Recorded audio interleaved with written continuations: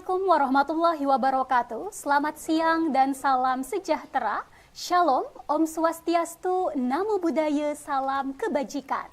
Rahayu, Rahayu, Rahayu. Halo, selamat siang kawan Penfi dimanapun berada. Bagaimana kabarnya pada hari ini? Semoga senantiasa sehat dan tentunya harus selalu semangat dong. Baiklah, kami ucapkan selamat datang kepada kawan Penfi yang sudah hadir melalui Zoom meeting maupun kawan Penfi yang menonton live streaming di YouTube channel Dunia Penfi.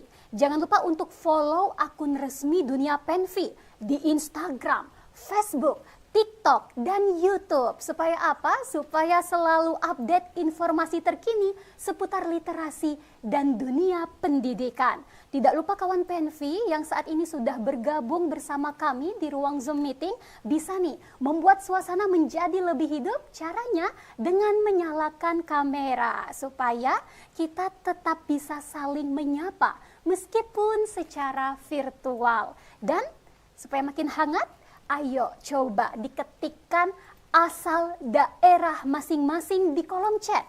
Karena kami ingin tahu siang ini kawan Penfi dari kota atau kabupaten mana saja yang sudah bergabung bersama kita. Semoga ramai ya dari Sabang sampai Merauke, karena apa? Yang akan kita bicarakan pada siang hari ini tentunya akan sangat bermanfaat. Rugi banget kalau belum bergabung. Jadi silahkan disebarluaskan informasinya kepada kawan-kawan Penfi yang lain yang mungkin saat ini belum bergabung. Dan kawan Penfi yang berbahagia, tidak lupa kami sampaikan bahwa acara kita ini diselenggarakan oleh Direktorat Pendidikan Nonformal dan Informal di bawah Kementerian Pendidikan Dasar dan Menengah, Direktorat Jenderal Pendidikan Vokasi, Pendidikan Khusus, dan Pendidikan Layanan Khusus. Dan pada siang hari ini kita mengikuti seri 6. Nah, ini seri webinar yang terakhir kawan Penfi.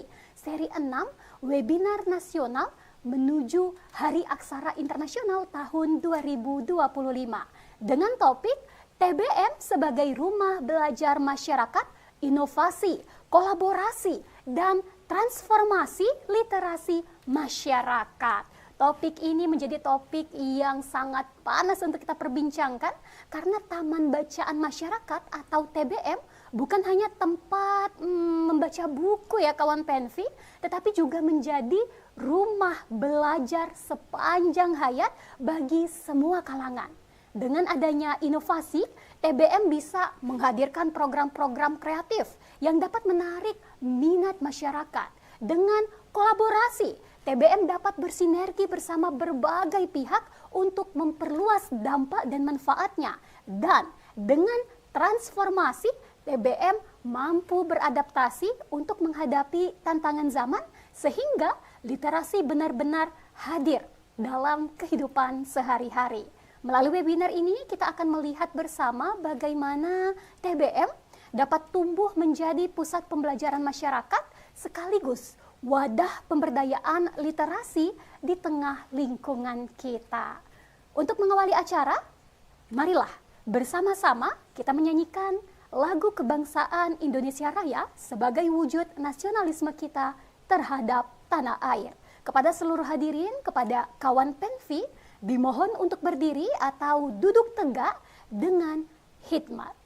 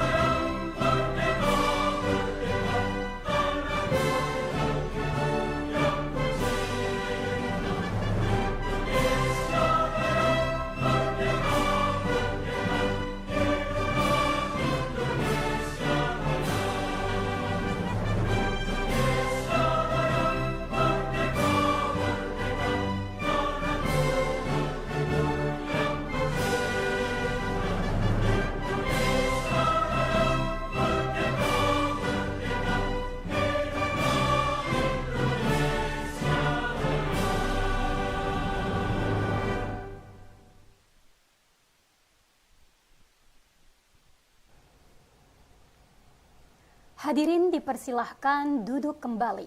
Kawan Penvi juga dipersilakan untuk duduk mencari posisi yang santai dan tentunya nyaman.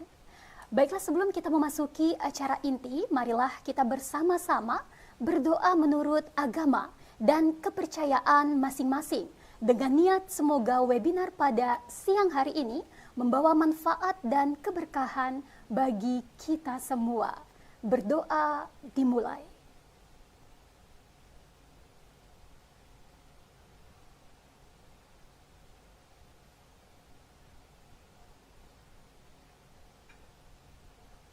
Berdoa selesai. Amin ya Rabbal Alamin. Semoga doa kita diijabah oleh Tuhan yang Maha Kuasa. Baiklah kawan Penvi sekalian, tibalah kita pada acara inti kita pada siang hari ini, yaitu kita akan mendengarkan bincang seru dan paparan dari narasumber hebat yang sudah hadir bersama kita. Telah hadir di ruangan ini bersama kami, Bapak Profesor Dr. Yatim Rianto MPD. Beliau adalah guru besar UNESA. Dan Bapak Dr. Opik MPD, beliau adalah Ketua Forum Taman Bacaan Masyarakat. Dan kawan Penvi, diskusi ini akan dipandu oleh moderator kita yang tidak kalah luar biasa, yaitu Bapak Cecep Suryana. Adapun sebelum sesi dimulai, kami ingin mengingatkan kepada kawan Penvi untuk mengikuti acara ini dari awal hingga akhir. Karena selain mendapatkan ilmu yang bermanfaat, kawan Penvi juga akan memperoleh sertifikat. Tapi link presensi akan dibagikan nanti ya kawan Penvi di kolom chat pada saat akhir kebersamaan kita. Nah, jadi pastikan jangan sampai terlewat. Baiklah kawan Penvi, langsung saja tidak berlama-lama lagi kita ikuti diskusi hangat dan pemaparan yang inspiratif dari narasumber kita. Tentunya akan dipandu oleh moderator. Kepada Bapak Cecep Suryana, kami persilakan. Siap, terima kasih Mbak Nisa atas pengantarnya. Kawan-kawan sekalian, teman Penvi di seluruh Indonesia, hari ini adalah seri webinar yang terakhir ya, seri 6. Kita akan membahas tentang TBM sebagai rumah belajar masyarakat, inovasi, kolaborasi, dan transformasi literasi masyarakat. Nah, untuk membahas tema ini atau judul webinar ini, seperti telah diinformasikan oleh MC tadi bahwa telah dihadirkan di hadapan kita ada 2 narasumber yang luar biasa, yang cukup banyak pengalamannya di dunia pendidikan masyarakat ya, dunia termasuk dulu istilahnya PLS, sekarang pendidikan masyarakat. Yang pertama kita hadirkan Prof. Yatim Rianto ya, Profesor Dr. Yatim Rianto MPD. Selamat siang Dok. Selamat siang. Ya Prof, karena ini merupakan sesi terakhir, harapannya kita dapat informasi yang luar biasa terkait dengan bagaimana perkembangan pendidikan masyarakat dan pendidikan luar sekolah di Indonesia ya, sesuai dengan pengalaman Prof. Yatim. Yang kedua, Mas Kang Opik, kita panggil Kang Opik atau Dr. Opik MPD. Beliau adalah Ketua Forum Nasional Taman Bacaan Masyarakat. Nah, secara lebih detailnya ada di sini beberapa informasi tentang kedua beliau. Yang pertama, Prof. Yatim Rianto, beliau adalah guru besar jurusan PLS dari Universitas Negeri Surabaya UNESA. Yang kedua juga beliau sebagai tim penilai guru besar Indonesia, kemudian juga beliau sebagai ketua tim ahli BSNP, Badan Sarana Nasional Pendidikan. Yang ketiga juga beliau sebagai pembina FK LKP Indonesia, jadi Persatuan Lembaga Kursus Indonesia, dan juga beliau sebagai pembina FK PKBM, jadi Forum Komunikasi PKBM ya, Pusat Kegiatan Belajar Masyarakat Indonesia. Sedangkan Kang Opik, beliau adalah sehari-hari sebagai Ketua Forum Taman Bacaan Masyarakat Indonesia, pengurus pusat.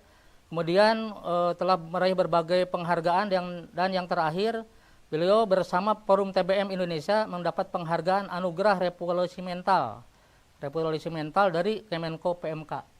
Ini data-data tentang beliau berdua, dan nanti kita akan diskusi kira-kira selama 60 atau 80 menit ya, atau 60 menit sampai 80 menit lah gitu.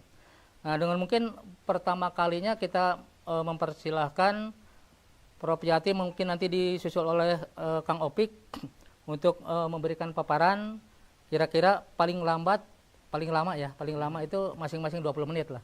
Nanti setelah itu kita akan buka acara diskusi dengan teman PMP di seluruh Indonesia, dan informasikan kepada teman PMP seluruh Indonesia juga, kasih tahu teman-teman yang lain, para penggiat pendidikan non formal di wilayahnya masing-masing. Kita mau selain di Zoom ini juga membuka siaran langsung di YouTube Dunia PNP. Itu adalah YouTube-nya Direktorat PNFI, namanya Dunia PNP. Silakan yang tidak bisa gabung di Zoom bisa juga gabung di YouTube. Untuk itu supaya tidak terlalu lama waktunya, mari kita dengarkan paparan masing-masing narasumber. Mungkin pertama dari Prof Yatim ya. Ya silakan Prof, kira-kira 20 menit ke depan untuk memaparkan materinya. Terima kasih.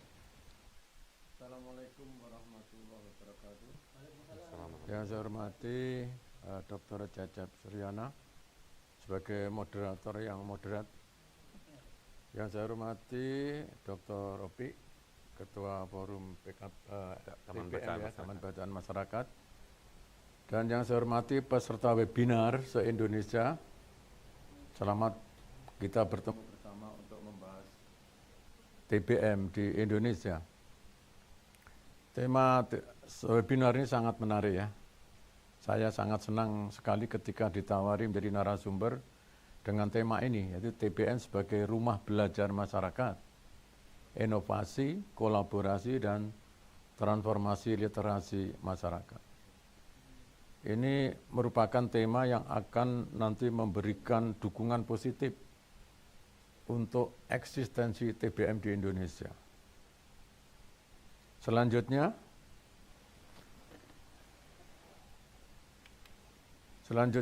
tentang materi yang saya berikan, saya berangkat dari pembukaan Undang-Undang Dasar 1945, alinea 4, yaitu mencerdaskan kehidupan bangsa.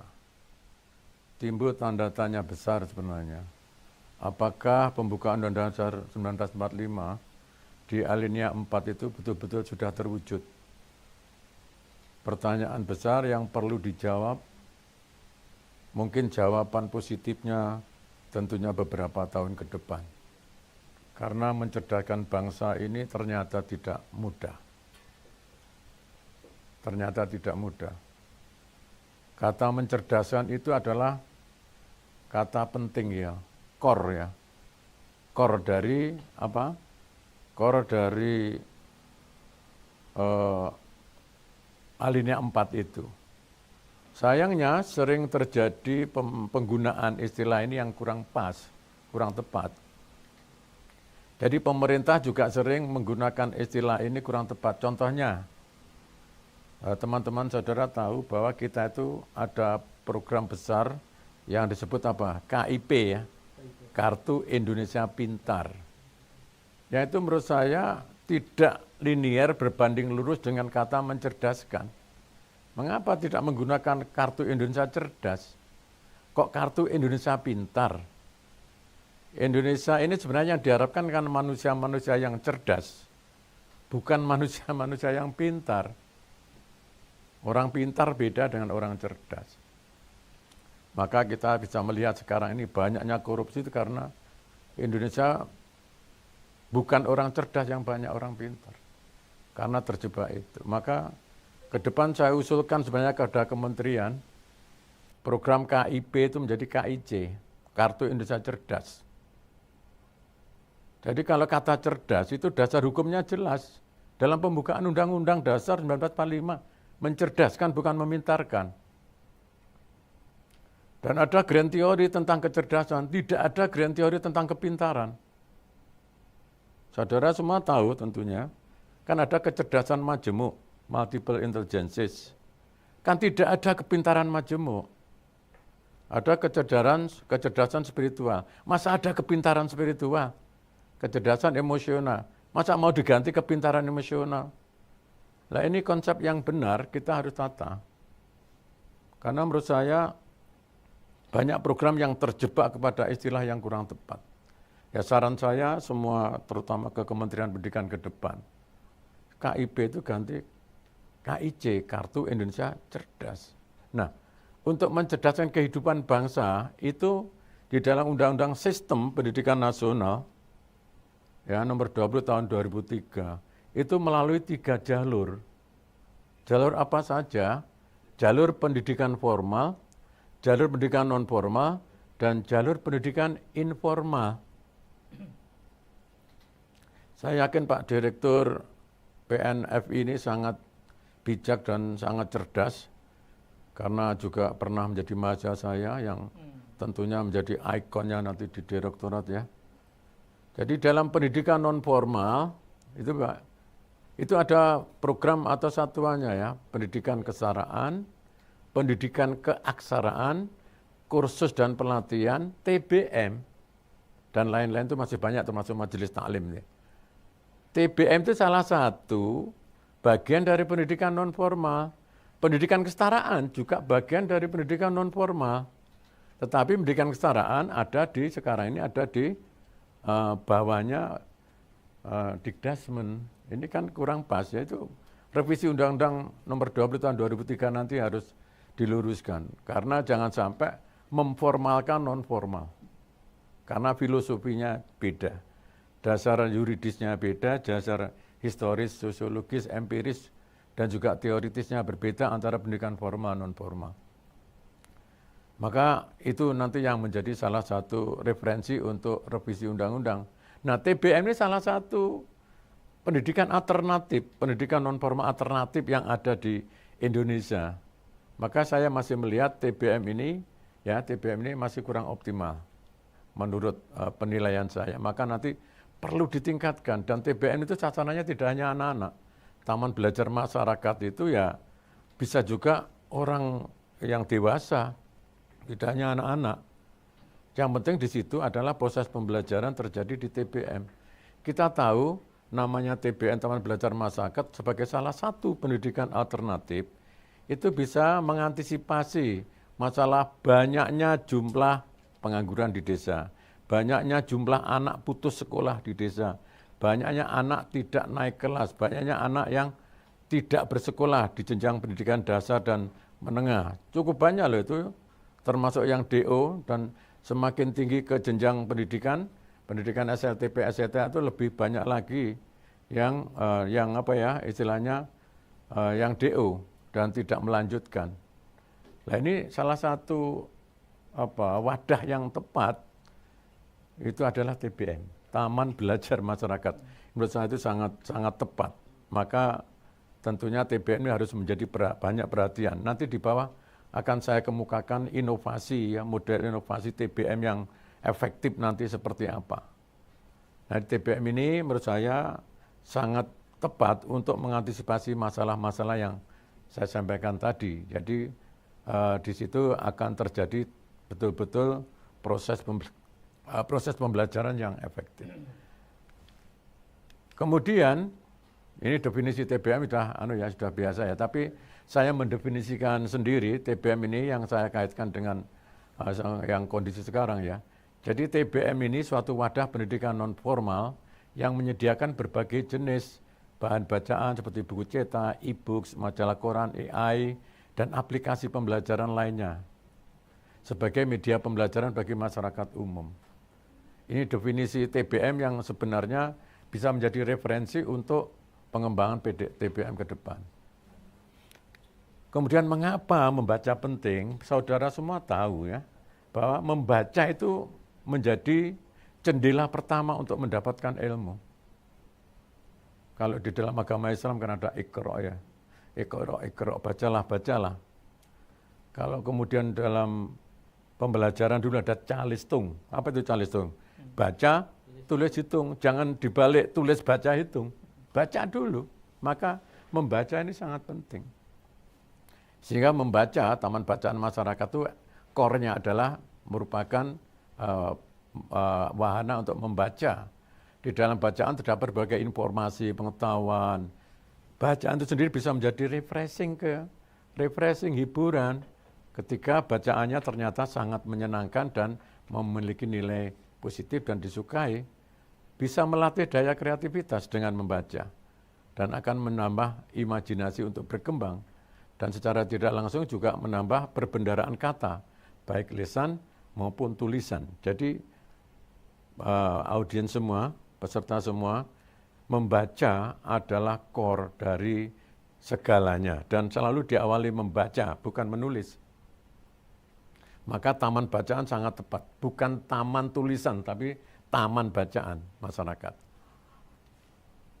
Kemudian ya tujuan TBM itu satu, meningkatkan minat dan gemar baca masyarakat. Sehingga nanti minat dan kegemaran membaca itu ada di sana. Meningkatkan kesadaran literasi dan transformasi literasi masyarakat, menyediakan akses ke informasi, meningkatkan kualitas SDM, terutama di daerah pedesaan 3T itu ya. Jadi meningkatkan kualitas SDM terutama di daerah pedesaan. Karena SDM itu akan bisa meningkat salah satunya adalah melalui wahana TBM.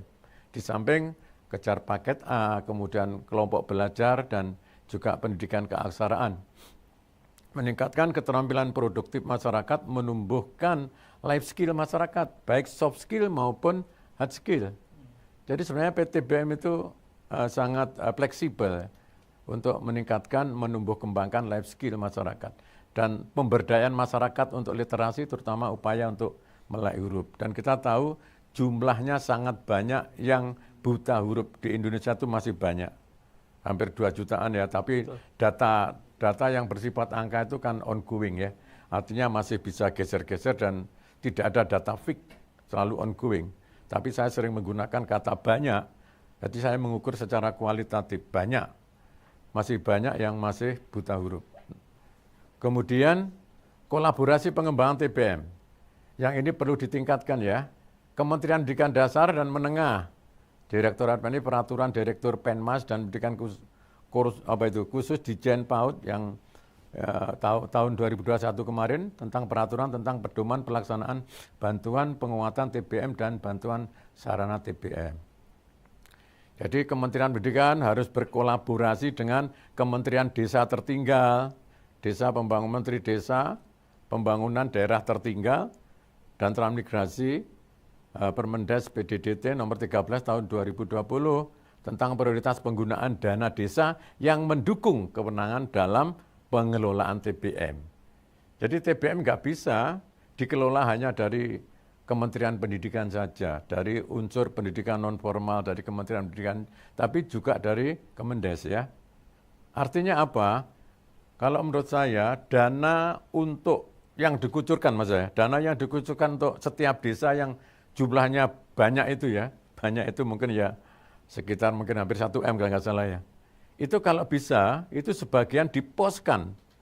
Diposkan untuk apa? Untuk pengembangan TBM. Kalau desa itu pengen maju. Oleh karena itu, dana untuk desa yang menurut saya itu harus benar-benar dibikin grand design yang tepat. Salah satunya adalah ada program TBM, berarti penguatan dan peningkatan keefektifan TBM di desa. Setiap desa harus diberi kuota anggaran untuk TBM itu. Ini saran saya ini, terutama untuk Kemendes dan juga untuk Kementerian Pendidikan berkolaborasi.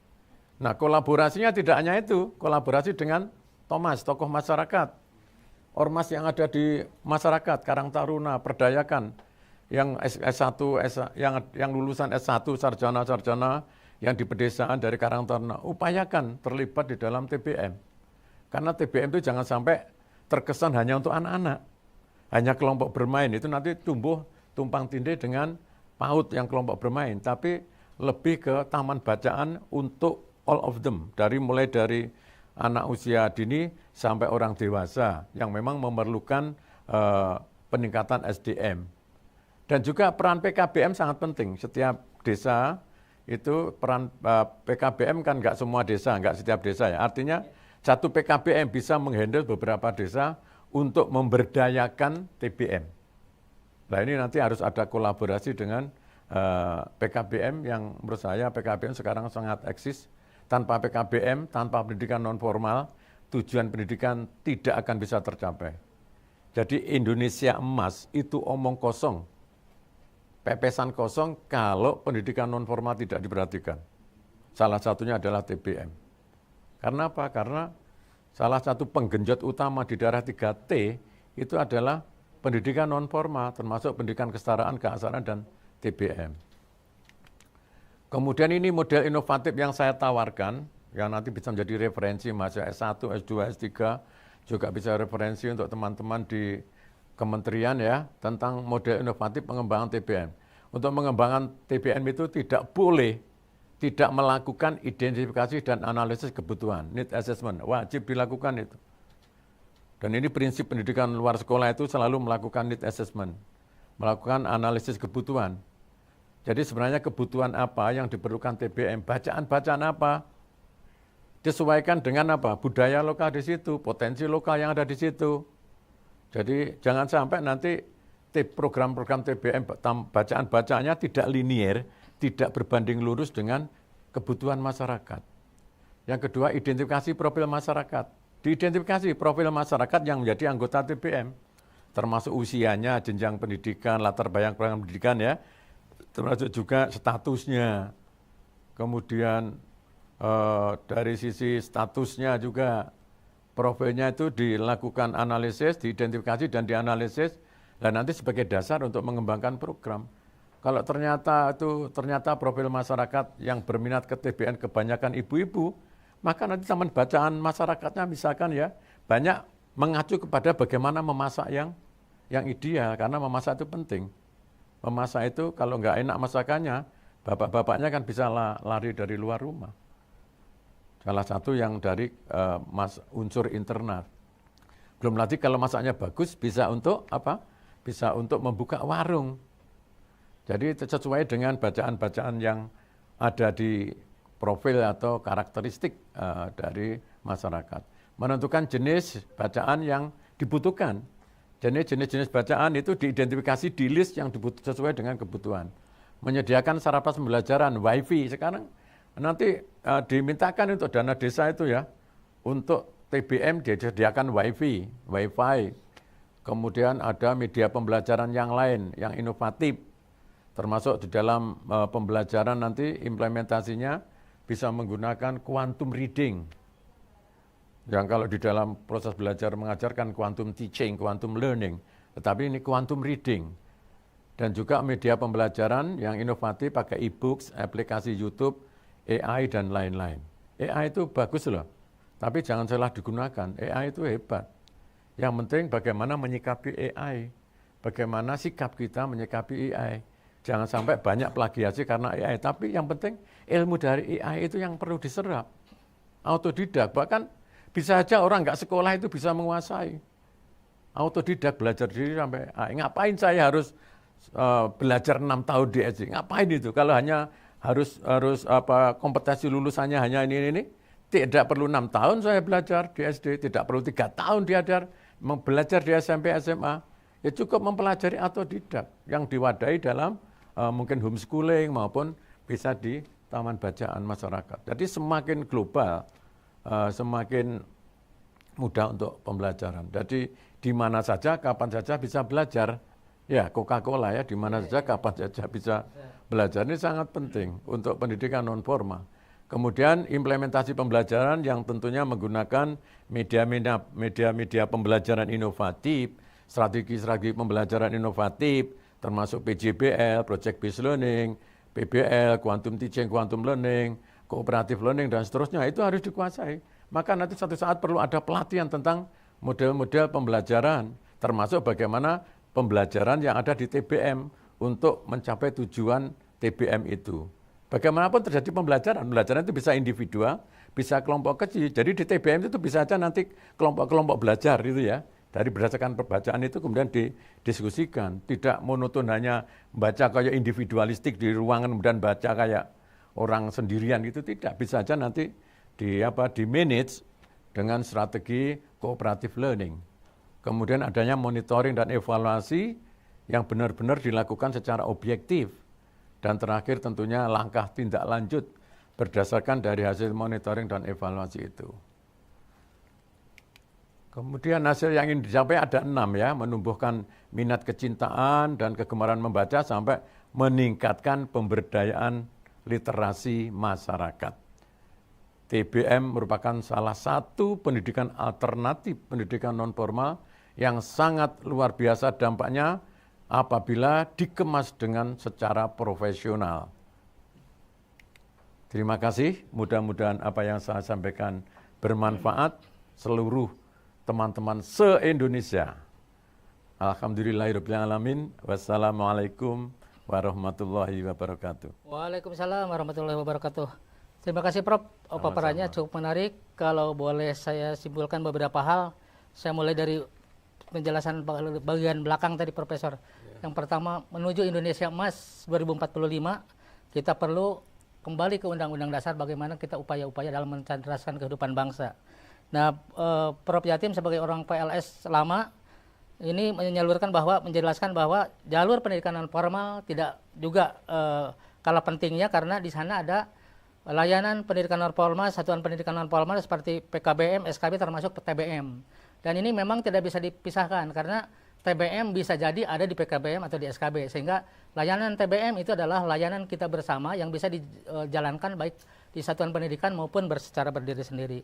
Kemudian jangan terkesan untuk anak-anak. Nah tadi 2 kali saya dengar, jadi TBM, dari teman-teman forum TBM, pelaksana TBM ya, jangan hanya mengejar anak-anak sekolah, gitu. Tapi kita juga mulai harus berpikir bagaimana tadi kita punya ATS yang kalau di data ATS Kemdikbud itu angkanya itu sekarang antara 3,8 sampai 4 juta orang anak tidak sekolah gitu. Nah ini harus dibantu oleh teman-teman di TBM, PKBM, SKB, lembaga kursus apapun dari seluruh Indonesia.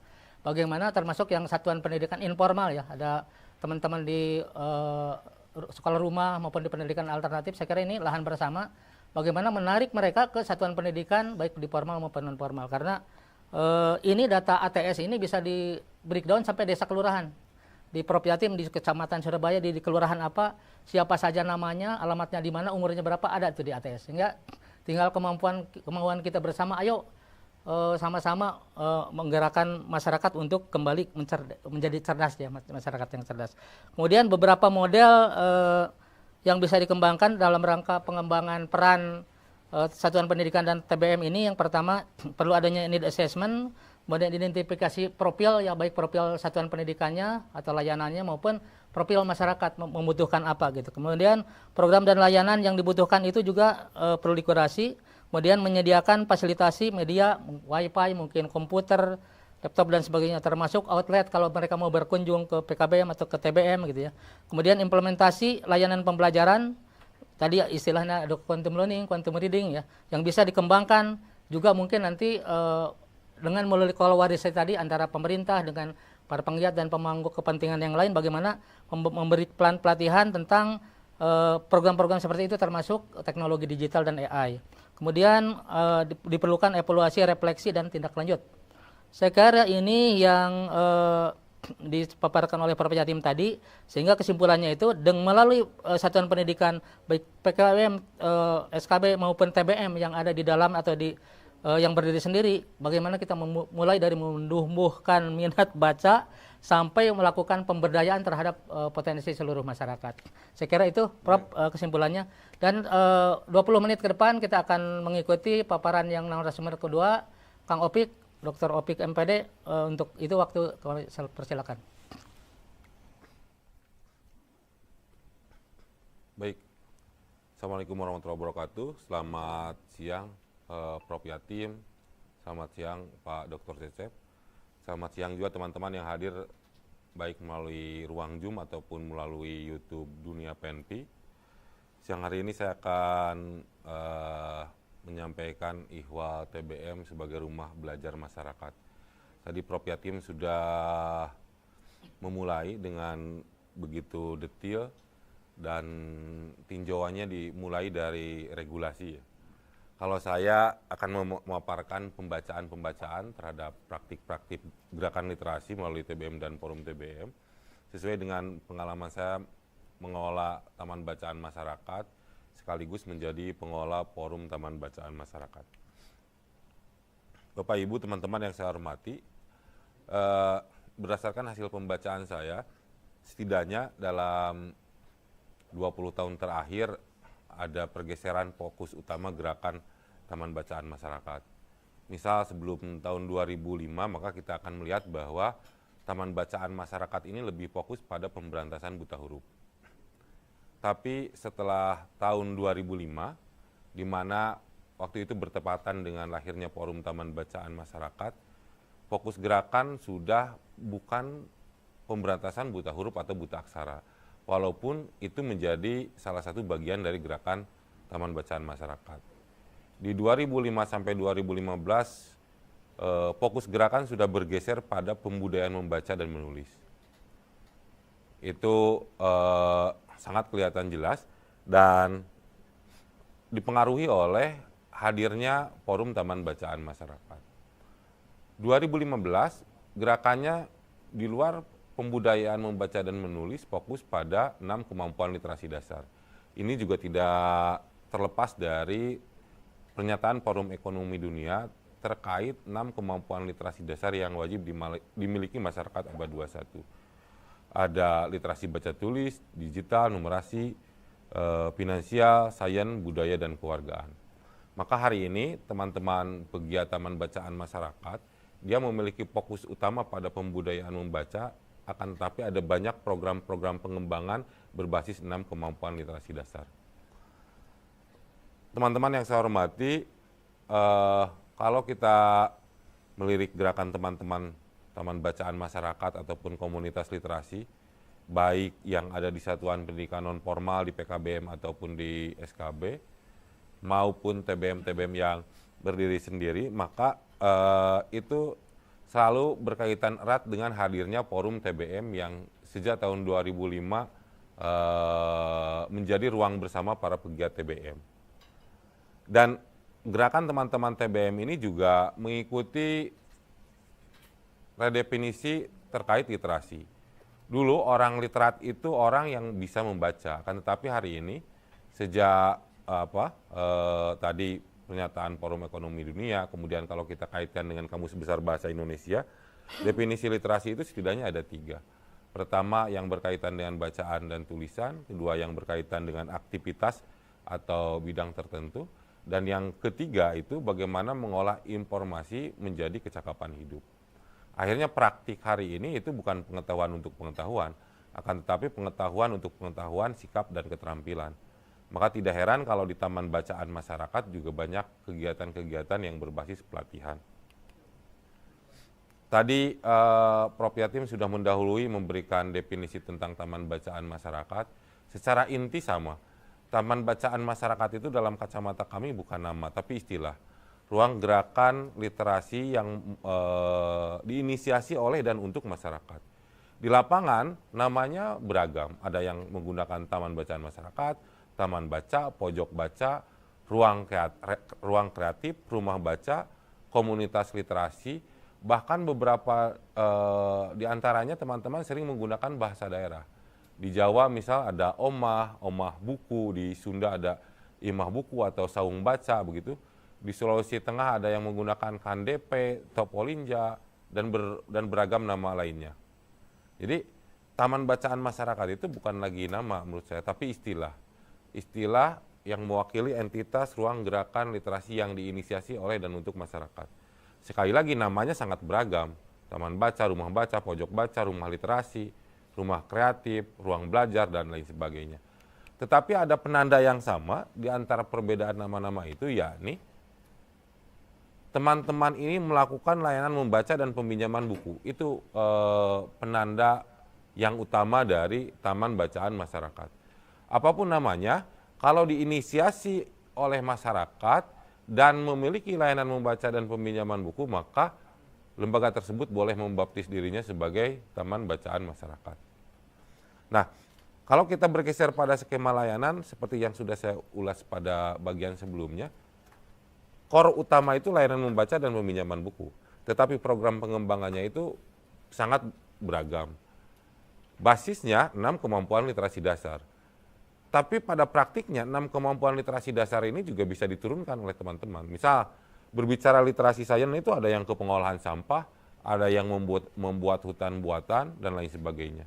Ketika berbicara literasi finansial, ada yang diskusi tentang bagaimana mengolah keuangan, ada juga yang berdiskusi bagaimana jualan online, ada juga yang sampai mempraktikkan membuat koperasi. Dan itu sudah nyata, praktik baik yang ada di lapangan. Begitu juga untuk jenis-jenis kecakapan literasi lainnya. Secara umum, teman-teman di Taman Bacaan Masyarakat itu melakukan 3 strategi utama. Pertama, penataan lingkungan fisik berbasis literasi. Untuk Taman Bacaan Masyarakat yang sudah mapan itu bukan lagi di beranda rumah, tapi dia sudah mendesain ruangannya supaya menarik, kemudian ada quote-quote atau kutipan-kutipan yang menggugah, biar masyarakat, para pengunjung untuk semakin semangat membaca. Kemudian mereka juga menciptakan interaksi berbasis literasi, membaca nyaring, diskusi buku, dan lain sebagainya. Di luar itu juga bukan hanya mengenalkan, tapi mulai banyak teman-teman Taman Bacaan Masyarakat yang menciptakan karya literasi. Bentuknya sangat beragam, buku, kemudian film, dan lain sebagainya. Nah, berbicara skema, teman-teman TBM ini juga tidak hanya menyediakan layanan di tempat. Mereka juga menempuh jalur-jalur lain untuk menyebarluaskan gerakan.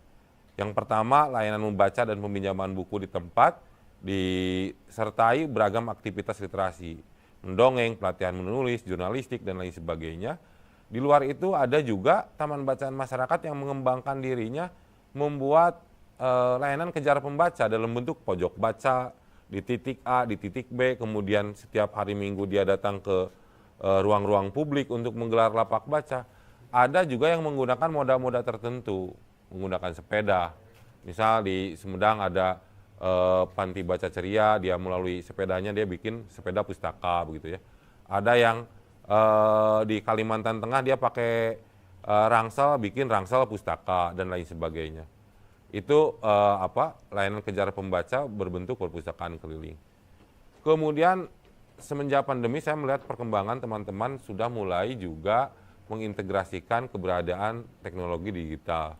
Beberapa komunitas taman baca itu hari ini di luar menggelar reading group di tempat, mereka juga membuat reading group di virtual, memanfaatkan Zoom, Google Meet, dan lain sebagainya.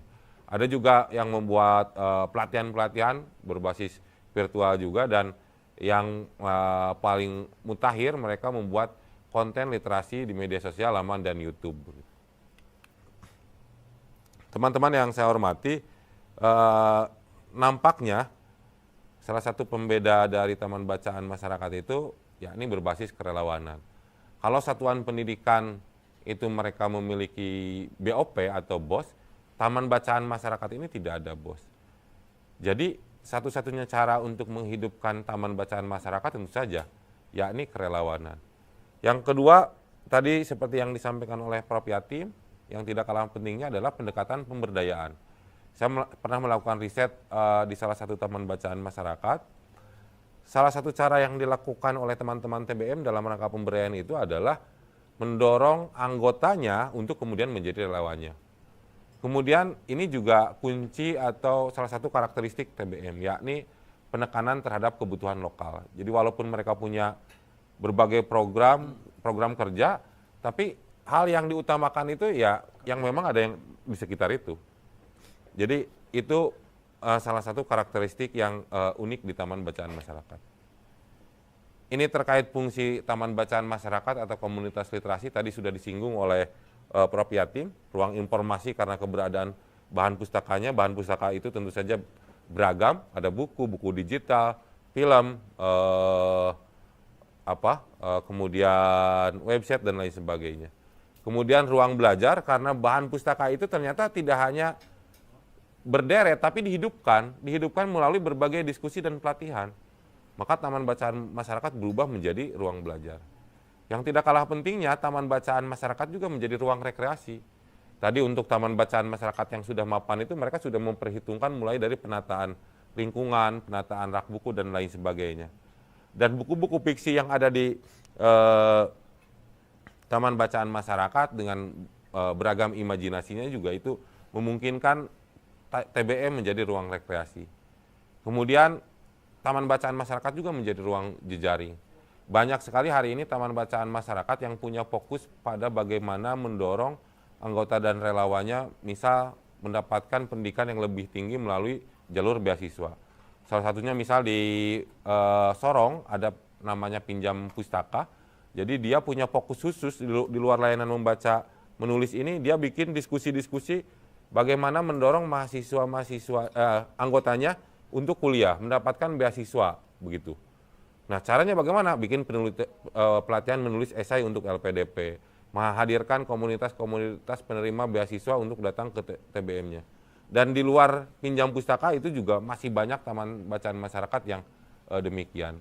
Oleh karena itu, ruang jejaring ini kemudian tercipta.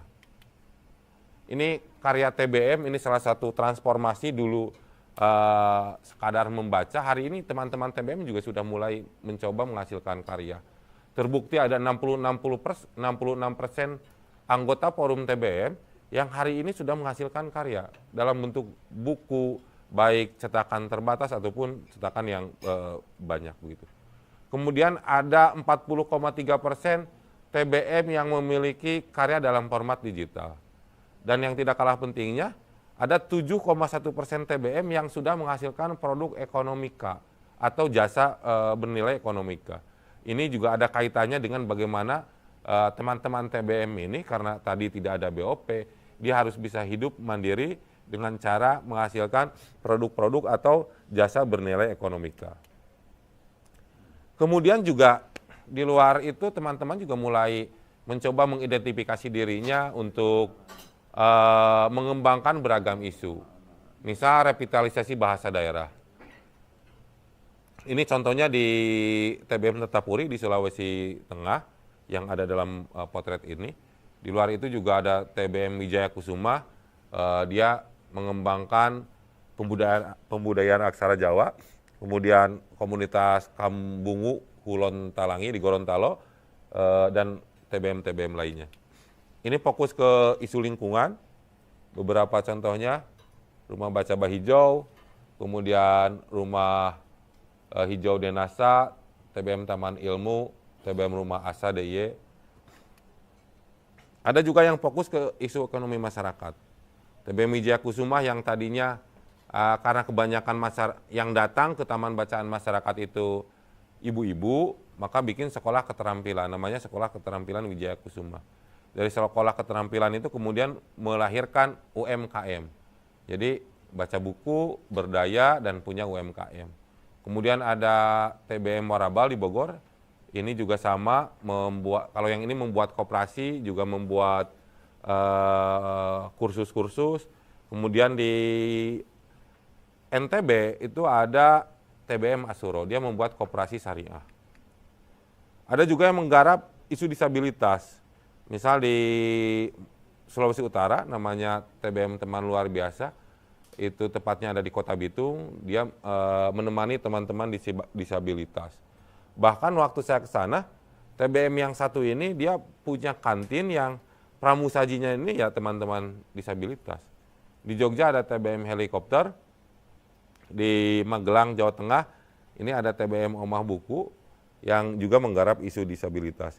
Di luar isu itu, teman-teman sebetulnya banyak isu lain yang digarap oleh teman-teman Taman Bacaan Masyarakat. Praktiknya sangat beragam dan teman-teman yang penasaran boleh mengunjungi website kami di forumtbm.org.id. Itu mungkin pemantik obrolan siang hari ini. Terima kasih, saya kembalikan ke Pak Cecep selaku moderator. Assalamualaikum warahmatullahi wabarakatuh. Waalaikumsalam warahmatullahi wabarakatuh. Menarik Kang Opik, ini lumayan lengkap penjelasannya, terutama yang saya kutip tadi, yang hal yang menarik terkait dengan judulnya itu bagaimana menciptakan ruang belajar di TBM. Karena ini judul webinar kita tentang rumah belajar. Jadi banyak hal yang ditawarkan oleh TBM yang sekarang anggotanya sudah berapa ribu? Sekarang sudah hampir 4.000. Oh, hampir 4.000 TBM dan itu punya nomor identitas gitu kan. Kalau di sekolah punya NPSN, NISN, ternyata di TBM ada juga lembaga-lembaga TBM nomor identitasnya sekitar 4.000-an lembaga. Jadi nyata ini. Kemudian ada beberapa yang sudah dikembangkan terkait dengan pengembangan literasi ya. Jadi how-nya itu bagaimana praktek baik membuat produk, mengelola limbah dan sebagainya yang sudah dijelaskan tadi. Bahkan ada beberapa fungsi yang benar-benar sudah dirasakan manfaatnya oleh masyarakat. Yang pertama tentang ruang informasi, buku, film, web dan sebagainya yang mungkin siapapun bisa melihat itu.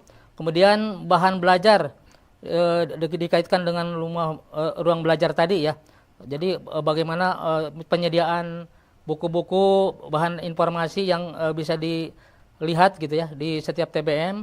Kemudian TBM sebagai ruang rekreasi juga ada di beberapa TBM yang dulu dikatakan TBM kreatif rekreatif gitu ya. Kira-kira banyak di potensi-potensi yang dikembangkan oleh TBM di tempat rekreasi. Kemudian ruang jejaring, bagaimana TBM membangun kolaborasi dengan Kemendikdasmen, dengan kebudayaan, dengan Perpusnas, dengan Badan Bahasa. Saya kira ini sudah banyak, termasuk bagaimana buku-buku yang baik-baik itu bisa sampai ke sekolah-sekolah atau satuan pendidikan di pelosok-pelosok. Kemudian bagaimana tadi sudah ada TBM sekitar 66% sudah menerbitkan dan mencetak buku ya. Kemudian ada juga yang karya digital ya, sekitar 40% TBM dan sebagainya. Artinya mereka sudah diberdayakan dalam rangka pemberdayaan layanan TBM di masyarakat. Kemudian revitalisasi bahasa daerah tadi Prof. Jatim sedikit diskusi dengan saya. Nah ini mungkin ke depan itu bagaimana revitalisasi bahasa budaya daerah itu bisa menjadi bagian TBM yang menyentuh masyarakat, bukan hanya yang anak sekolah gitu. Sehingga masyarakat dewasa dan sebagainya, tokoh-tokoh masyarakat istilahnya Thomas Prof itu bisa dilibatkan. Kemudian ekonomi masyarakat, termasuk keterampilan UMKM ya, koperasi dan pelatihan. Jadi saya kira ini juga bagus yang sudah dilakukan oleh beberapa TBM ya, termasuk ada TBM disabilitas. Jadi bukan hanya sekolah inklusif, PKBM inklusif, ternyata TBM juga ada yang mengarah kepada pemberdayaan atau pemanfaatan atau pendidikan dan pelatihan, termasuk pemberdayaan warga negara kita, warga masyarakat yang termasuk kelompok disabilitas. Jadi contohnya tadi ada di helikopter, TBM helikopter Jogja, Rumah Buku Semarang, dan di Bitung ya. Ini menarik. Nah dan untuk lebih lengkapnya, Kang Opik bilang tadi silakan lihat di lamannya forumtbm.org.id. Itu saya kira paparan dari kedua narasumber kita, dan selanjutnya kita buka nih sesi tanya jawab ya. Sekitar 15 menit ke depan lah. Oke, sudah ada pertanyaan mungkin? Nah, sudah ada nih Prof. Kang Opik. Di layar sudah kita baca dari Kepahyang.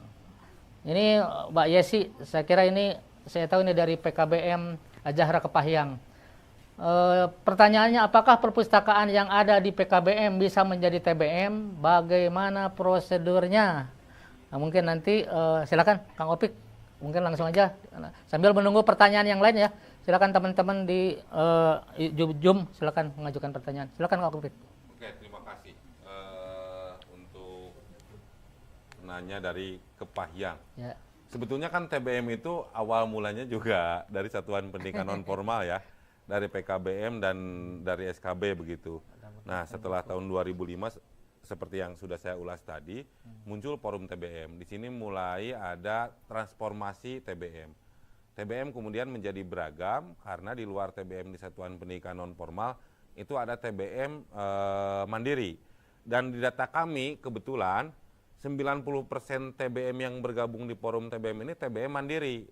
Nah baru kesini nih TBM Satuan Pendidikan Pak Cecep sudah mulai nih pada daftar. Nah termasuk teman-teman di Kepahyang itu ya sebetulnya hari ini juga sudah jadi TBM, tapi bergabung dengan forum TBM atau tidak itu masalahnya. Kalau mau bergabung dengan forum TBM sangat mudah sekali. Teman-teman di tiap provinsi itu ada pengurus wilayah di luar pengurus pusat. Mungkin teman-teman bisa berkoordinasi dengan pengurus wilayah. Kepahyang itu Kalimantan Barat. Oh Bengkulu ya. Di Bengkulu ketuanya itu Bukimli namanya. Bisa koordinasi dengan Bukimli, atau kalau mau lebih jelas mungkin bisa menghubungi DM Instagram Forum TBM. Nanti kita bisa lebih lanjut, berdiskusi, termasuk juga bagaimana membentuk kepengurusan di level kabupaten kota. Karena kita di luar ada ART, Pak Cecep, kita dibekali juga dengan pedoman musyawarah, pedoman keanggotaan yang tentu secara keorganisasian Forum TBM lebih terstruktur. Jadi jawabannya bisa, dan kalau mau jadi anggota di akhir tahun ini kita akan buka pendaftaran lagi, karena setelah pembukaan pendaftaran itu biasanya kita verifikasi, Pak Cecep. Itu mungkin. Terima kasih. Terima kasih, Kang Opik. Berikutnya, ada nama, silakan Prof Yatim akan menambahkan. Tadi Mas yang pertanyaan sebelumnya, jadi apakah perpustakaan di satuan pendidikan bisa jadi TBM gitu? Ini pertanyaan yang baik menurut saya supaya kita bisa membedakan antara perpustakaan dengan PKBM. Ya. Jadi perpustakaan dengan PKBM itu beda. Jadi kalau perpustakaan dalam arti luas, di mana-mana bisa, di lembaga mana saja bisa memiliki perpustakaan. Saya pun di rumah itu punya perpustakaan. Jadi lantai 2 itu saya buat perpustakaan yang bisa dibaca oleh semua anak saya, paman, adik-adik saya, dan seterusnya. Maka ketika perpustakaannya ada PKBM bisa menjadi TBM bisa, ya otomatis nanti disesuaikan dengan persyaratan menjadi TBM. Kan TBM itu kan punya persyaratan baik itu persyaratan yang sifatnya regulasi maupun persyaratan yang sifatnya akademik, karena bagaimanapun membaca itu bagian dari akademik.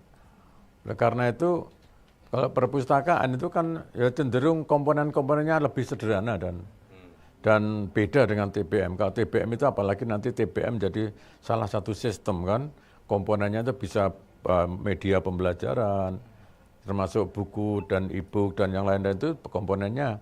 Kemudian juga ada fasilitatornya. Ke depan TBM kalau bisa ada fasilitatornya yang bisa nanti memberikan dukungan ketika ada program-program tertentu untuk mencapai tujuan.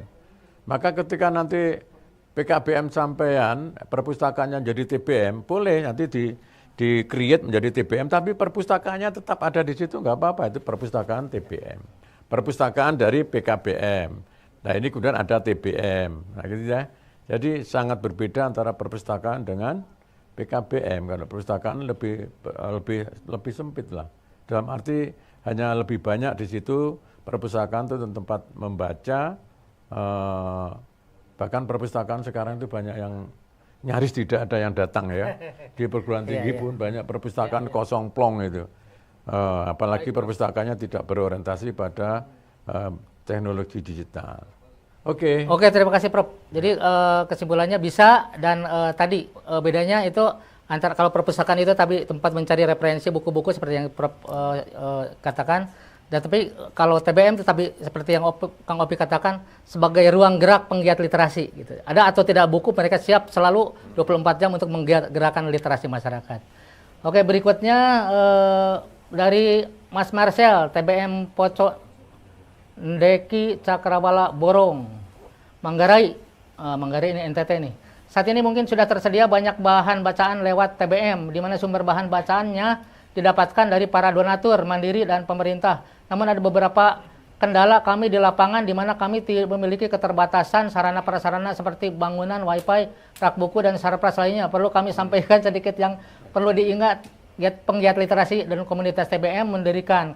Kami mohon informasi dan solusi bagaimana kami bisa mendapatkan akses untuk mendapatkan informasi untuk mengisi kekurangan di komunitas TBM yang bersifat mandiri. Terima kasih. Jadi pertanyaannya terakhir nih, bagaimana bisa mendapatkan akses untuk mendapatkan informasi, termasuk mungkin tadi buku-buku dan sebagainya untuk yang TBM yang mandiri. Monggo, siapa dulu, Kang Opik? Atau Prof? Ya, silakan Prof. Sebenarnya apa yang ditanyakan tadi sudah saya sampaikan ya, bahwa TBM di Indonesia itu mayoritas itu kurang perhatian dari pemerintah, kurang perhatian dari desa. Kalau TBM di setiap desa ya, maka tadi kan saya usulkan untuk memenuhi seperti tadi ya, TBM ke depan harus punya wifi, kalau enggak ketinggalan zaman. TBM itu bisa tempat nongkrongnya orang dewasa, tapi nongkrong untuk mencari ilmu pengetahuan, bukan nongkrong kopian kemudian lihat film-film yang nggak jelas. Tapi nongkrong untuk mencari ilmu. Dan itu satu-satunya ya WiFi. Itu desa, itu dana desa yang besar itu saya sarankan untuk dialokasikan sebagian untuk pengadaan. Pengadaan apa? Pengadaan sarpras untuk TBM, contohnya WiFi. Dan di situ ada yang katakanlah ya fasilitatornya supaya nanti anak-anak itu atau orang dewasa yang ke situ itu benar-benar WiFi digunakan yang positif untuk menambah ilmu. Literasinya supaya meningkat, pemberdayaan literasinya. Jadi nanti selama kepedulian pemerintah desa terutama ya, kerjasama antara apa tadi? Antara Kementerian Pendidikan dan Kemendes itu untuk memberdayakan TBM. Saya pikir nanti suatu saat perlu diangkat secara nasional ya. Seminar TBM, misalkan ya optimalisasi peran TBM untuk meningkatkan pemberdayaan literasi masyarakat. Kemudian narasumbernya Pak Menteri dan seterusnya supaya lintas sektoral ya, supaya nanti TBM bisa benar-benar sesuai yang diharapkan. Jadi itu solusinya Mas. Insya Allah nanti kalau didengar oleh kepala desa se-Indonesia, ya mungkin nggak mendengar ya, nggak mungkin ya kepala desa bisa mendengar ya. Artinya bisa buka YouTube atau apa dan tular-menular, bahkan Kemendes juga mendengarkan. Insya Allah itu TBM salah satu pendidikan alternatif untuk mencerdaskan bangsa. Terima kasih. Oke, siap. Terima kasih Prof. Kang Opik, tambahan silakan. Pertama, setuju dengan Prof. Yatim tadi, bahwasanya salah satu sumber pendanaan TBM itu bisa dari dana desa. Dan secara regulasi sebetulnya itu sudah ada.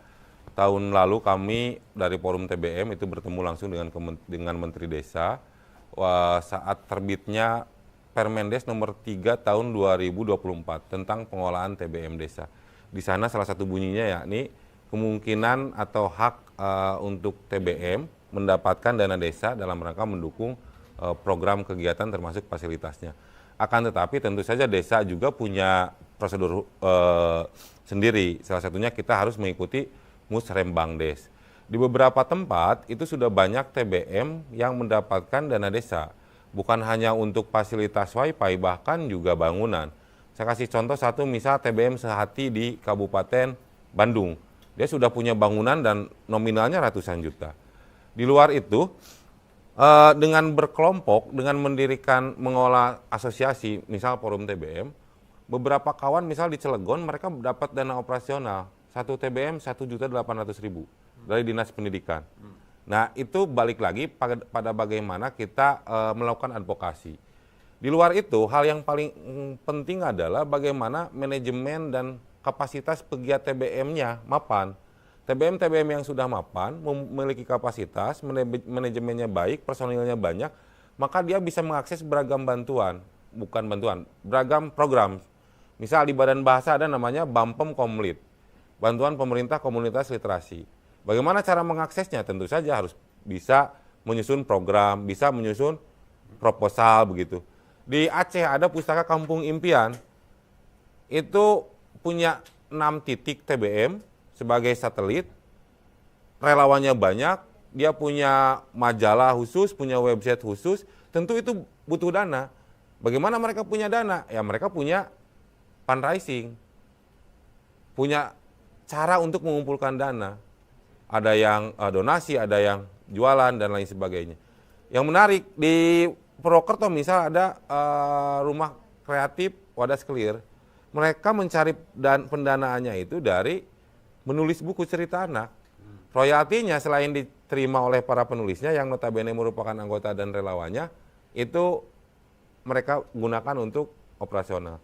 Di Sumedang ada Panti Baca Ceria, dia bikin Ceria Space khusus tentang bagaimana menghasilkan dana untuk membantu operasional.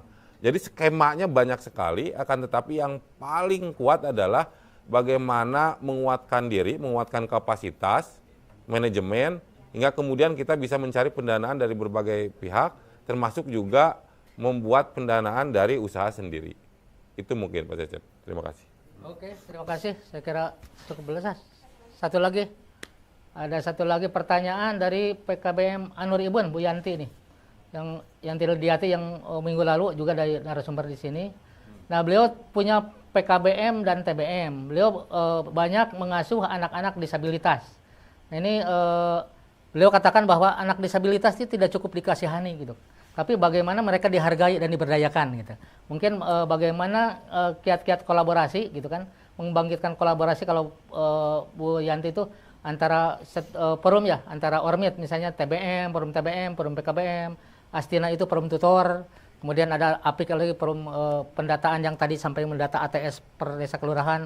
Bagaimana menurut pandangan Kang Opik nih terkait dengan kemungkinan ke depan untuk memberdayakan masyarakat melalui kolaborasi ini? Silakan. Sebetulnya mimpi lama ya Pak Cecep untuk diskusi dengan teman-teman forum PKBM, Astina dan asosiasi-asosiasi yang lain untuk mendiskusikan isu-isu penting termasuk juga isu disabilitas, karena kebetulan seperti yang sudah saya ulas tadi, beberapa kawan TBM juga punya fokus itu.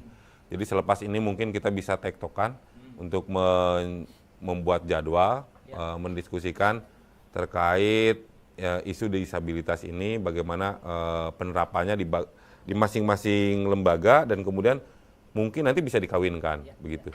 Jadi saya siap untuk berdiskusi merealisasikan dari apa yang disampaikan Bu Yanti dari PKBM Ibut. Ya, ini tambahan mungkin Pak Prof ya, silakan. Terima kasih. Ini Dr. Yanti ya? Iya betul. Dr. Nggak Yanti salah Widiati. ya. Yang sering ketemu dengan saya dan selalu komunikasi ya dan saling belajar. Jadi tadi kan salah satu substansinya dari tema kali ini kan adanya kolaborasi. Ya, kolaborasi ini juga kolaborasi antara TBM, forum PKBM maupun Astina. Astina itu forum tutor ya. Forum tutor. Kebetulan saya juga pembinanya di forum Astina ini. Mungkin insya Allah jadi pembina TBM juga ya. Ya. Jadi kalau perlu nanti kita bentuk forum kolaborasi TBM dan forum, nah itu kok. Nanti forum kolaborasi kira-kira organisasi mitra mana yang terlibat di dalam itu untuk saling ya, kolaborasi itu kan otomatis saling mengisi satu sama lain antar ormit itu.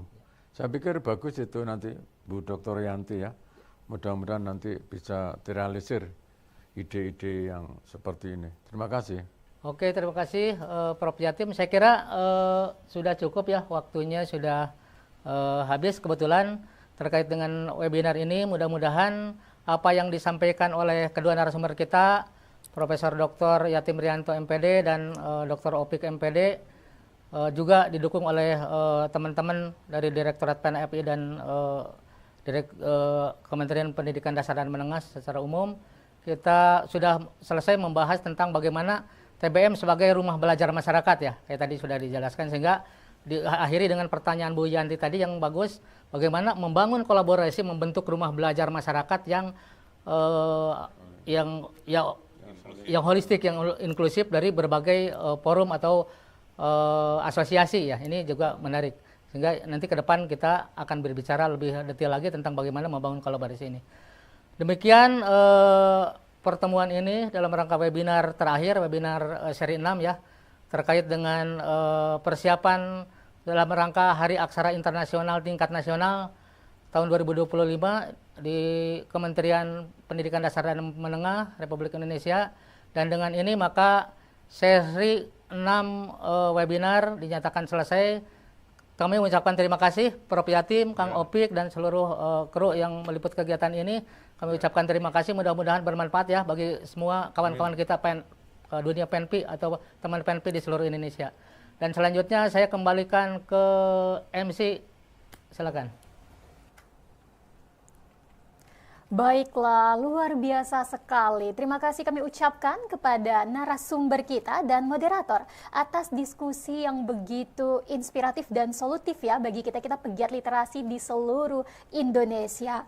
Baiklah kawan-kawan Penvi, nanti setelah ini kita masih ada satu sesi lagi yang mana benar-benar menandakan bahwa webinar kita dari seri 1 sampai seri 6 akan segera berakhir, yaitu sambutan. Nah, tapi sambutan dari siapa nih? Tunggu dulu. Karena sebelumnya ya, untuk menambah semangat kita akan menonton sebuah tayangan video. Jadi, mari bersama-sama kita saksikan dulu tayangan video singkat dari dunia Penvi. Selamat menyaksikan. Jauh mata memandang, namun dekat kaki menapaki. Harapan agar tetap mengakar. Dengan ketinggian 640 meter di atas permukaan laut, Kutapaki, Banjar, Pedahan Kaju. Wilayah perbukitan, jarak sekolah sangat jauh, sulit air bersih, wilayah yang berbatasan langsung dengan Bukit Trunyan. Wajar jika tingkat buta aksara tinggi. Berjarak 45 km dari pusat Kabupaten Karangasem dan membutuhkan waktu perjalanan 1 jam 20 menit. Jalan berdebu diselingi dengan tajamnya kerikil bekas aspal yang kian lapuk berlobang. Kutanamkan harapan bahwa kami siap untuk melek aksara.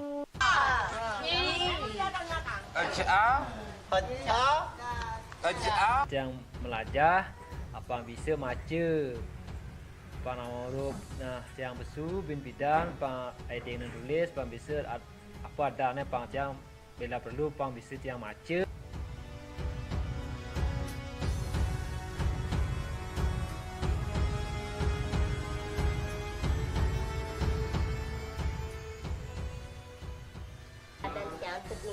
Yang ngagai ngarit ini kita mulai tampil niki yang belajar kodok nama huruf niki pak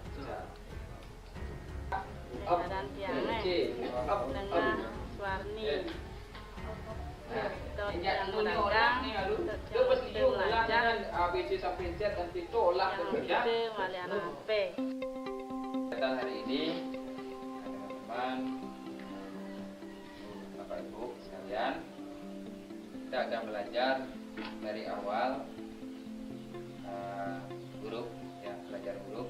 Mari kita siapkan dulu buku, pensil, penghapus ya. Nah, pensilnya sudah siap digunakan. Sudah semua? Belajar huruf. Jadi coba depan sih. Tulis A. Tulis A.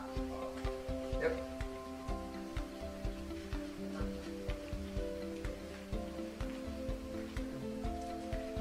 Itu maksudnya apa? Yuk. A. Langai, kamulah. Nanti.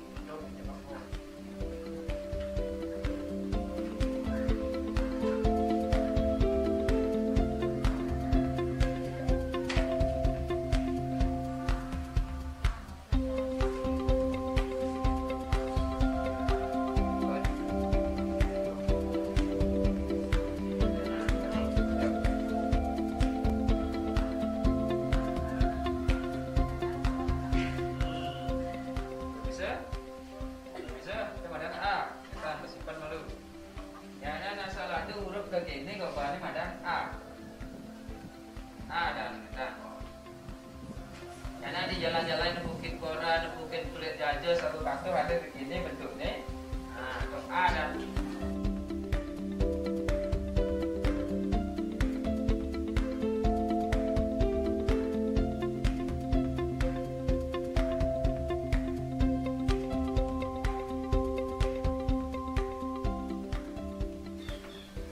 pada nih. Ini pada nih. Baca A gabungan. Bangku. Hah? Bangku. Bang. Baca A gabungan. Betul. Nih.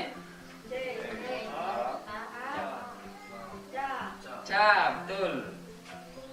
Ba ngajak ca gabungan. Baca 100. Oh, kan lalu. Kerasan. A ba. C a ca. Gabungan ba ca.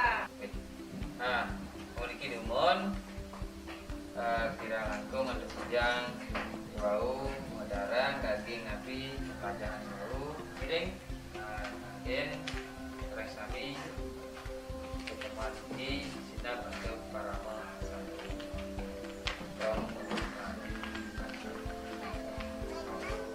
selamat siang teman-teman, rekan-rekan dan yang jauh di sana. Mari kita belajar bersama dimanapun kita berada. Jangan mengenal tempat, kita harus tetap belajar. Salam dari ujung timur Pulau Bali dan salam Melek Aksara.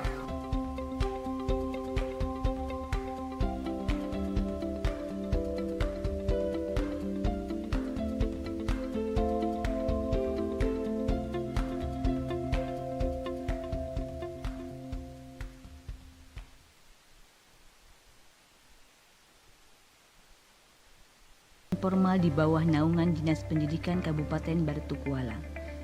Ada beberapa layanan pendidikan yang kami laksanakan, seperti pendidikan keaksaraan, kesetaraan, pendidikan anak usia dini, serta beberapa kursus lainnya. Seperti hari ini, kami bersiap untuk melaksanakan kegiatan belajar mengajar di Rutan Kelas 2B Marabahan. Di sana ada beberapa warga binaan yang menantikan kami untuk mendampingi mereka belajar membaca dan menulis yang selama ini tidak pernah mereka dapatkan selama berada di luar tahanan.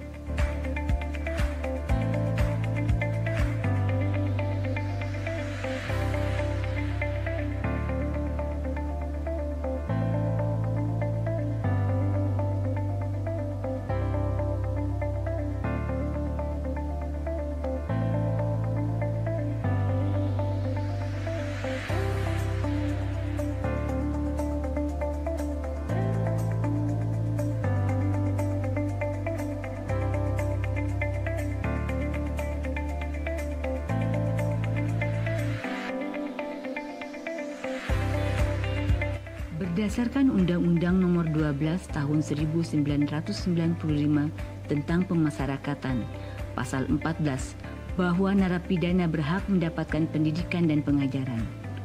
Hal ini sejalan dengan salah satu program dari Rutan Marabahan yang bertujuan mewujudkan Rutan Marabahan Zero Buta Aksara.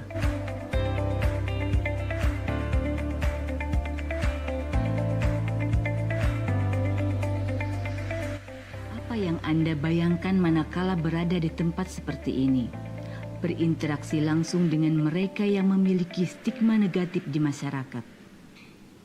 Namun tidak bagi kami. Aksara tidak seharusnya berjarak, apalagi bagi mereka yang memiliki asa untuk bisa membaca dan menulis.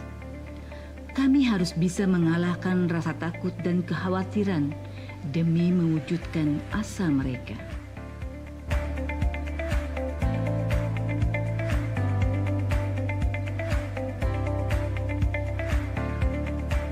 Saat ini, bertepatan dengan momentum Hari Proklamasi Republik Indonesia, kami mengambil tema kemerdekaan dalam pembuatan media pembelajaran. Kita kan ada dua jenis huruf lah. Pertama adalah huruf dari vokal, yang kedua adalah huruf konsonan. Media kartu bergambar dibuat menggunakan aplikasi Canva yang kemudian ditempelkan pada snack. Pertama A. Apa lagi?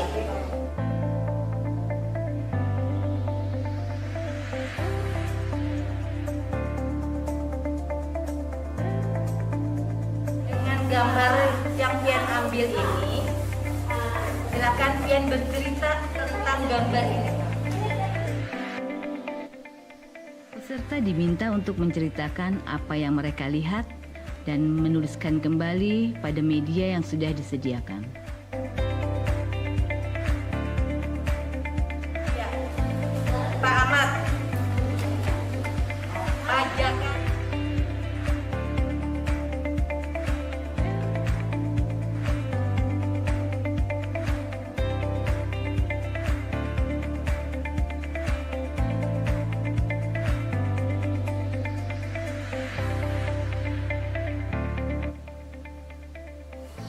Apa motivasi Alus untuk alasan Alus untuk kegiatan ini?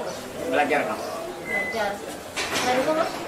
Langsung. Langsung aja. Alasan ulun kalau belajar biar bisa membaca terus supaya orang tidak bisa menggumuli ulun.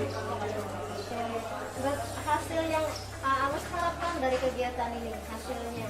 Hasilnya buat mengajari anak di rumah supaya teman-teman yang tidak bisa mengikuti dia. Oke, terus Pak, alasan mengikuti kegiatan ini Bu, selainnya?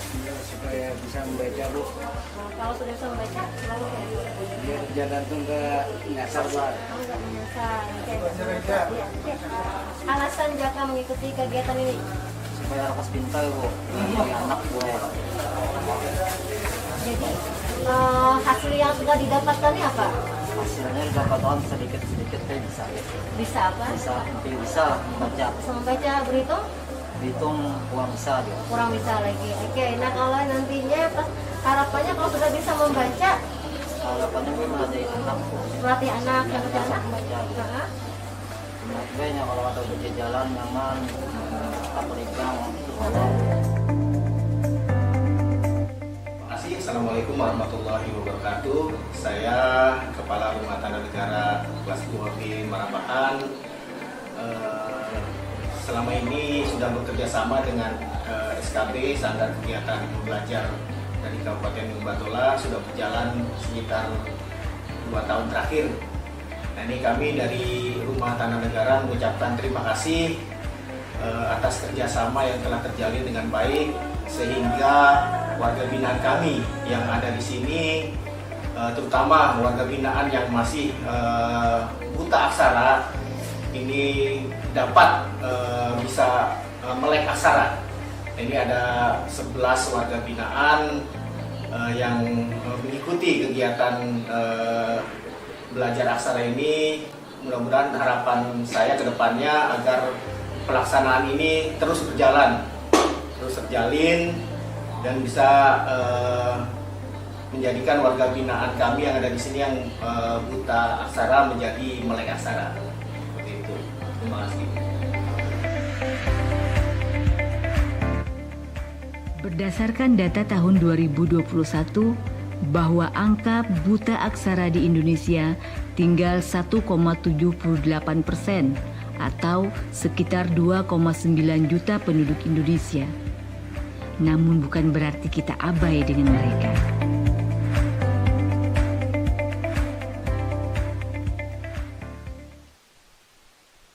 Jauh mata memandang, namun dekat kaki menapaki. Harapan agar tetap mengakar. Dengan ketinggian 640 meter di atas permukaan laut, Kutapaki, Banjar, Pedahan Kaje. Wilayah perbukitan, jarak sekolah sangat jauh, sulit air bersih, wilayah yang berbatasan langsung dengan Bukit Trunyan. Wajar jika tingkat buta aksara tinggi. Berjarak 45 km dari pusat Kabupaten Karangasem dan membutuhkan waktu perjalanan 1 jam 20 menit. Jalan berdebu diselingi dengan tajamnya kerikil bekas aspal yang kian lapuk berlobang. Kutanamkan harapan bahwa kami siap untuk melek aksara.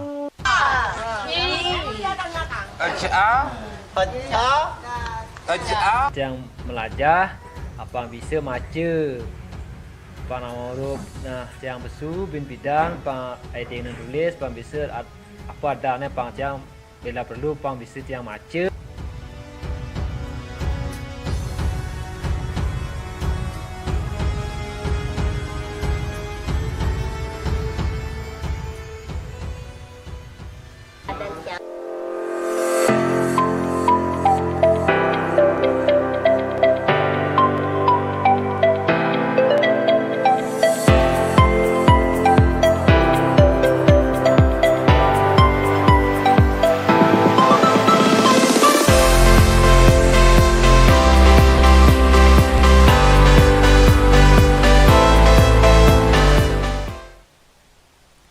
Baiklah kawan Penvi, demikian telah kita saksikan sebuah tayangan video yang begitu inspiratif. Luar biasa sekali ya kawan Penvi, melihat semangat para pegiat literasi dan antusiasme mereka dalam berkegiatan di TBM, SKB, dan PKBM. Kita semakin yakin bahwa TBM, SKB, dan PKBM memiliki peran penting sebagai rumah belajar masyarakat. Mari kita berikan kita berikan apresiasi yang sebesar-besarnya untuk seluruh TBM, SKB, dan PKBM di Indonesia yang terus hidup, berinovasi, dan menghadirkan literasi yang nyata di tengah masyarakat. Nah, baiklah kawan Penfi yang berbahagia, tidak terasa sampailah kita pada penghujung acara seri webinar nasional menuju Hari Aksara Internasional tahun 2025. Sebelum kita benar-benar menutup rangkaian webinar ini, marilah bersama-sama kita menyimak sambutan penutup yang akan disampaikan oleh Direktur Pendidikan Nonformal dan Informal Bapak Dr. Baharudin, SPD, MPD. Kepada Bapak Direktur, Bapak Dr. Baharudin, SPD, MPD, dengan hormat kami persilakan. Assalamualaikum warahmatullahi wabarakatuh. Selamat siang, salam sejahtera untuk kita semua. Bapak Ibu yang saya hormati dan banggakan, puji syukur kehadirat Tuhan Yang Maha Esa, Allah Subhanahu wa Ta'ala, atas rahmat dan karunia-Nya, sehingga serangkaian seri webinar nasional dalam rangka gebiar pendidikan non-formal dan informal, serta puncak peringatan Hari Aksara Internasional tahun 2025 dapat terselenggara dengan sukses. Selama hampir 1 bulan ini, kita telah menyaksikan diskusi-diskusi tematik yang mendalam dan inspiratif. Kita telah membahas berbagai topik penting, mulai dari kebijakan Direktorat Jenderal Pendidikan Vokasi, Pendidikan Khusus dan Layanan Khusus dalam penguatan pendidikan non-formal dan informal bagi daya saing pendidikan masyarakat. Pembelajaran mendalam pada pendidikan non-formal dan informal, bagaimana membangun ruang belajar yang menghidupkan. Kemudian topik kesalahan literasi digital, membangun peradaban, menjadi arah kebijakan Direktorat PNFI, dan partisipasi semesta dalam penguatan kelembagaan pendidikan non-formal dan pendidikan informal. Kemudian ada juga topik lain yang tidak kalah menarik, yaitu terkait dengan ekosistem literasi berkelanjutan, partisipasi semesta antara pemerintah, satuan pendidikan, dan masyarakat. Kemudian ada topik inovasi teknologi di era digital, menumbuhkan 7 kebiasaan Indonesia hebat, bagaimana membangun peradaban dimulai dari keluarga. Kemudian bagaimana peran strategis pemerintah daerah dalam penguatan program keaksaraan dan literasi masyarakat. Kemudian kita juga menyaksikan topik mengenai tes kemampuan akademik yang kontekstual dari nilai ke makna, dan juga bagaimana peran Taman Baca Masyarakat sebagai rumah belajar masyarakat yang merupakan inovasi, kolaborasi, dan transformasi literasi masyarakat. Bapak Ibu yang kami hormati dan banggakan, keberhasilan acara ini adalah bukti nyata dan dari semangat kolaborasi yang kuat antara pemerintah, satuan pendidikan, dan masyarakat. Saya mengapresiasi tinggi semua pihak yang telah berkontribusi, di antaranya para narasumber yang ahli di bidangnya, para moderator, tim panitia, serta seluruh peserta yang telah aktif menyimak dan berinteraksi.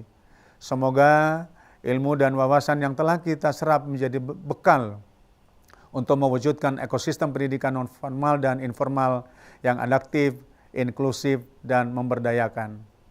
Mari kita jadikan pendidikan sebagai gerakan yang dinamis dan partisipatif untuk membangun pendidikan bermutu untuk semua, menuju peradaban bangsa yang lebih baik. Bapak Ibu yang saya hormati, demikian yang bisa saya sampaikan. Saya akhiri. Assalamualaikum warahmatullahi wabarakatuh. Selamat siang, salam sejahtera bagi kita semua. Baiklah, terima kasih kami ucapkan kepada Bapak Dr. Baharudin, SPD, MPD, atas sambutan penutup yang begitu penuh makna. Baik kawan Penfi, dengan demikian berakhirlah sudah seri webinar nasional menuju Hari Aksara Internasional tahun 2025. Makin semangat, kami mengajak kawan Penfi, coba tuliskan di chat satu kata yang menurut kawan Penfi menggambarkan arti keberadaan SKB, PKBM, dan TBM dalam kehidupan kawan Penfi. Misalnya ilmu, cahaya, atau perubahan. Nah, kita pengen tahu nih, sejauh apa arti keberadaan SKB, PKBM, dan TBM dalam kehidupan kawan Penvi di seluruh Indonesia. Wah, keren-keren banget ya, artinya memang sepenting itu ya keberadaan SKB, PKBM, dan juga TBM bagi keseharian kita semua, dalam hidup kita semua. Luar biasa sekali. Baiklah kawan Penvi, dengan demikian berakhirlah sudah seri webinar nasional menuju Hari Aksara Internasional tahun 2025. Nah, izinkan saya mewakili pihak penyelenggara menyampaikan terima kasih yang sebesar-besarnya kepada para narasumber hebat kita yang tadi sudah memberikan paparan yang luar biasa. Ada Profesor Dr. Yatim Rianto MPD dan juga Bapak Dr. Opik MPD. Terima kasih juga kami ucapkan kepada Bapak Cecep yang telah bertugas menjadi moderator dan memandu jalannya diskusi. Dan tentu saja kami ucapkan terima kasih kepada seluruh kawan Penvi, baik yang hadir melalui Zoom meeting maupun YouTube yang setia mengikuti acara ini dari awal hingga akhir. Kawan Penvi, semoga webinar hari ini memberikan wawasan baru serta membuka jalan bagi semakin kuatnya gerakan literasi di masyarakat. Taman Bacaan Masyarakat memiliki peranan strategis sebagai rumah belajar yang inklusif. Dan keberhasilan TBM hanya akan tercapai jika kita semua mau berinovasi, mau berkolaborasi, dan mau bertransformasi. Mari kita yakini bahwa melalui TBM, literasi bukan hanya sekedar kegiatan membaca, tetapi juga merupakan bekal untuk meningkatkan kualitas hidup masyarakat di masa depan. Mari kita jadikan momentum Hari Aksara Internasional tahun 2025 sebagai pengingat sekaligus pemicu semangat bahwa komitmen kita terhadap keaksaraan, terhadap literasi adalah bagian dari perjuangan mencerdaskan kehidupan bangsa. Kami berharap dari ruang Zoom dan layar YouTube ini lahir tekad yang sama, bersama-sama kita wujudkan masyarakat Indonesia yang berliterat dan pembelajar sepanjang hayat. Akhir kata, saya Anissa Maharani Nasran, sekali lagi mewakili kerabat kerja yang bertugas mengucapkan terima kasih, mohon maaf atas kata yang kurang berkenan. Mari kita tutup dengan salam kebanggaan kita, salam literasi. Kami pamit undur diri, wassalamualaikum warahmatullahi wabarakatuh. Sampai jumpa kawan Penvi.